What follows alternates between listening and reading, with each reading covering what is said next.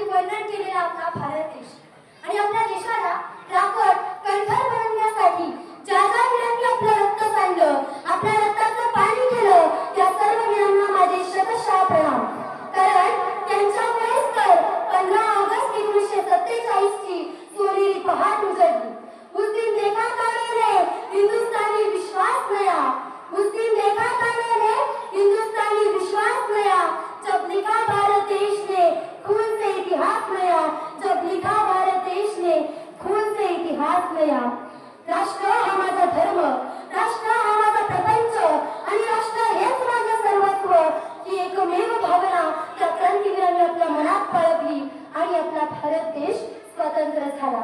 आजचा हा दिवस आनंदाने साजरा करण्याचा दिवस तर आहेच, पण त्याचबरोबर नेमकसीने परत मातृभूमीला सागरात प्राण तळमळला अशी आवक हात वाकणाऱ्या त्या स्वातंत्र्यवीर सावरकरांना आठवायचा आजचा दिवस. मेरी फाशी नाही दूंगी असं इंग्रजांना ठणकावून सांगणाऱ्या आणि पुढच्या पोराला पाठीशी धरून लढणाऱ्या त्या वीर रणांगणा झाशीची राणी लक्ष्मीबाई यांना आठवायचा आजचा दिवस आहे. इन्किलाब जिंदाबाद, इन्किलाब जिंदाबाद असं म्हणत ब्रिटिशांना सळोखी पळ सोडणाऱ्या आणि आपल्या प्रपंचाची पर्वा न करता हसत हसत फासावर जाणाऱ्या राजगुरू सुखदेव भगतसिंग यांना आठवायचा आजचा हा दिवस आहे. कारण वाण्याच्या दुकानात जावं, 1 किलो साखर मागावी आणि वाण्याला ती पिशवीच भरून द्यावी एवढं सहजासहजी हे स्वातंत्र्य आपल्याला मिळालं नाही. मग काय झालं तर 15 ऑगस्ट 1947 ला भारत स्वतंत्र झाला. त्या अगोदर 150 वर्षांपूर्वी इंग्रज भारतात आले.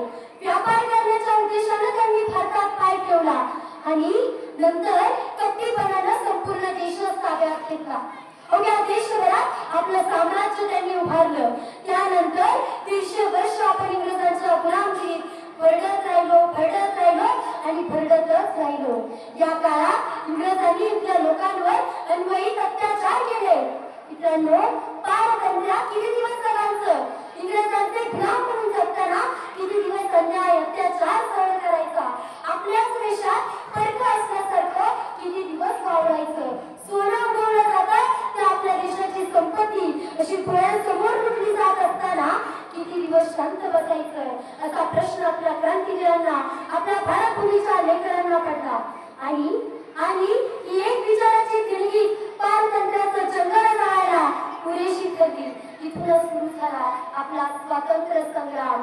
कितीतरी लाखो हजारो क्रांतिवीरांनी ही ब्रिटिशांची जुलमी सत्ता उलथून टाकण्यासाठी आपल्या प्राणांची आहुती दिली आणि मग आपल्याला हे स्वातंत्र्य मिळालं. तरी मला कुठेतरी प्रश्न पडतो की खरंच आपला देश स्वतंत्र आहे का?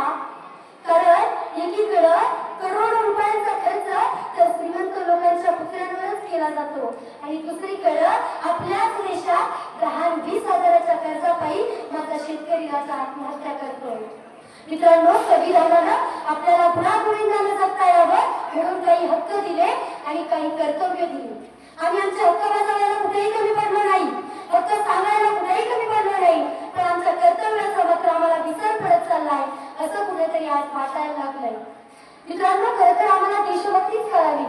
मग काय आहे देशभक्ती तर -35 डिग्री सेल्सिअस एवढ्या तापमानामध्ये जिथं बर्फही पडतं अशा ठिकाणी डोळ्यात तेल घालून 24 तास सीमेवरती भारतभूमीचं रक्षण करणारा प्रत्येक सैनिक म्हणजे खरा देशभक्त. आणि 35 डिग्री सेल्सिअस अगदी अंग वाजून निघेल एवढ्या तापमानामध्ये हातात थोडं घेऊन शेतात राबणारा शेतकरी म्हणजे खरा देशभक्त. पण आज या देशाची काय परिस्थिती आहे? विज्ञान तंत्रज्ञानाच्या युगात भारताने प्रचंड प्रगती केली आहे, खूप प्रगती केली, पण आजही आम्हाला आर्टिफिशियलरित्या मशीनच्या साहाय्यानं गहू, तांदूळ, कांदा पिकवता आला नाही. मित्रांनो, अजूनही आम्हाला भाकरी गुगलवरून डाउनलोड करता आली नाही आणि त्यामुळं हा देश जर प्रगती पथावर न्यायचा असेल तर इथला शेतकरी जगला पाहिजे, इथला शेतकरी जिंकला पाहिजे. ज्या दिवशी माझ्या शेतकरी राजाच्या शेतमालाला भाव मिळेल त्या दिवशी खऱ्या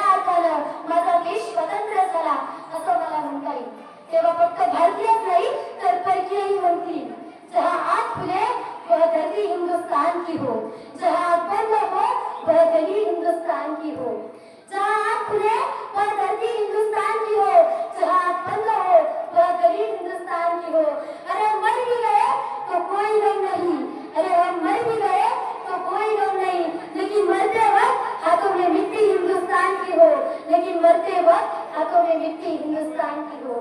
जाता जाता एवढंच सांगेन, तुमच्या मनगटात ताकद आहे सिंहालाही घडवण्याची, तुमच्या मनगटात ताकद आहे सिंहालाही घडवण्याची, तुमच्या नजरेत जरब आहे मृत्यूलाही घाबरवण्याची, तुमच्या नजरेत जरब आहे मृत्यूलाही घाबरवण्याची।